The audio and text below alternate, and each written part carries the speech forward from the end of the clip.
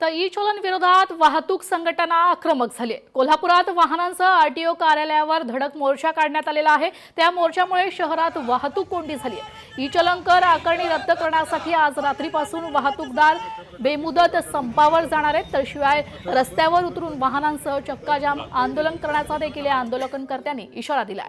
तर वाहतूकदारांकडून आरटीओ अधिकाऱ्यांना निवेदन देखील देण्यात आलंय। मोटर व्हेकल ऍक्ट मध्ये अमेंडमेंट करण्यात आली आणि त्यावेळेपासून हा ई चलनाचा कायदा आला आणि त्या ई चलनाच्या कायद्याच्या विरोधात आम्ही वाहतूकदार हा अन्यायी कायदा आहे आणि अन्यायी वसुली आमच्याकडनं केली जाते।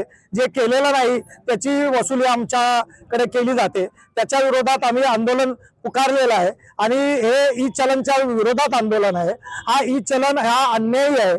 आमच्या आता कोल्हापूर शहरामध्ये जर काही उदाहरण द्यायचं झालं तर कोल्हापूर शहरामध्ये जास्तीत जास्त ई चलन करोडो रुपयाची ई चलन जे होतात ते नो पार्किंगची होतात।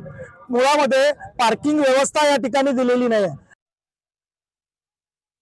वळ्या पुढील महत्त्वाच्या बातमीकडे। चंद्रपूर मनपातील स्थायी समिती सदस्यांची निवड करण्यात आली आहे। वडेट्टीवारांनी धानोरकरांना चांगलाच धक्का दिलेला आहे। धानोरकर गटाच्या नगरसेवकांना इथे स्थान देण्यात आलेलं नाहीये। संधी असतानाही आपापसातील मतभेदांमुळे सत्ता गमावणाऱ्या काँग्रेसमधील गटबाजी कमी होण्याऐवजी वाढतच चालल्याचं आज दिसून आलं।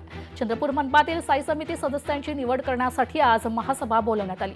त्यात एकूण 16 पैकी काँग्रेसच्या वाट्याला 7 जागा आल्या असल्या तर या सर्व 7ही जागांवर विजय वडेट्टीवार गटाचे नगरसेवक नेमल्याने खासदार प्रतिभा धानोरकर यांच्या गटाचे नगरसेवक नाराज झालेत आणि महासभेवर बहिष्कार टाकत बाहेर पडलेत। चंद्रपूर शहर महानगरपालिकेच्या स्थायी समितीतील 16 सदस्यांच्या नावावर आज शिक्कामोर्तब करण्यात आला आहे।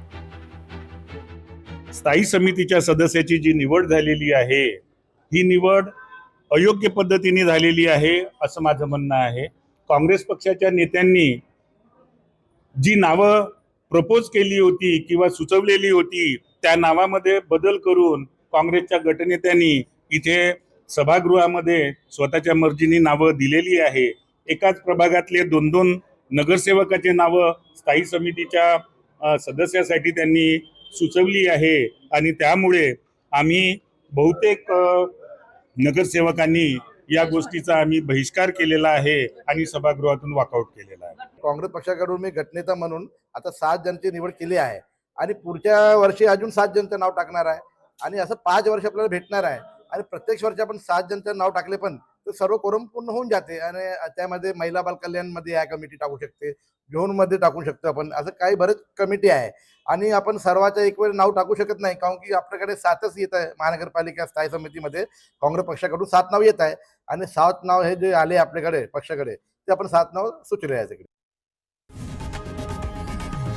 लोकशाही मराठी ऐका, पहा, जागरूक रहा।